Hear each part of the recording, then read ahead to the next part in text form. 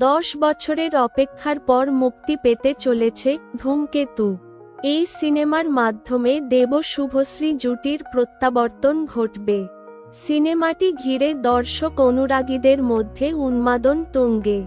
ধূমকেতুর trailer লঞ্চের পর থেকেই এই দুই তারকারা পুরনো রসায়ন নিয়ে উচ্ছ্বসিত তাদের ভক্তরা। তবে এই উচ্ছ্বাসের পাশাপাশি সামাজিক যোগাযোগ মাধ্যমে তাদের বর্তমান সঙ্গী রাজ চক্রবর্তী ও রুক্মিণী মৈত্রকে নিয়ে কিছু কুরুচিপূর্ণ মন্তব্য এবং মিম ছড়িয়ে পড়েছে। এসব নিয়ে নীরবতা ভেঙে এবার মুখ খুললেন দেব। সরাসরি ক্ষমা চাইলেন রাজ ও রুক্মিণীর কাছে।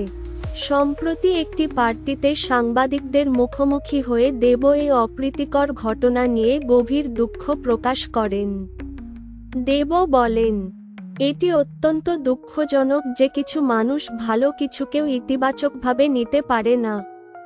রাজ ও রুক্মিণী দুজনেই বিষয়টি অত্যন্ত ভালোভাবে সামলেছে। আমাদের পরিবারই আমাদের সবচেয়ে বড় শক্তি, তিনি আরও বলেন। রাজ ও শুভশ্রীর পরিবারের সমর্থন না থাকলে এটা সম্ভব হতো না। একজন প্রযোজক হিসেবে আমি রাজ, শুভশ্রী ও রুক্মিণীর কাছে এ ব্যক্তিগত আক্রমণের জন্য ক্ষমা চাইছি।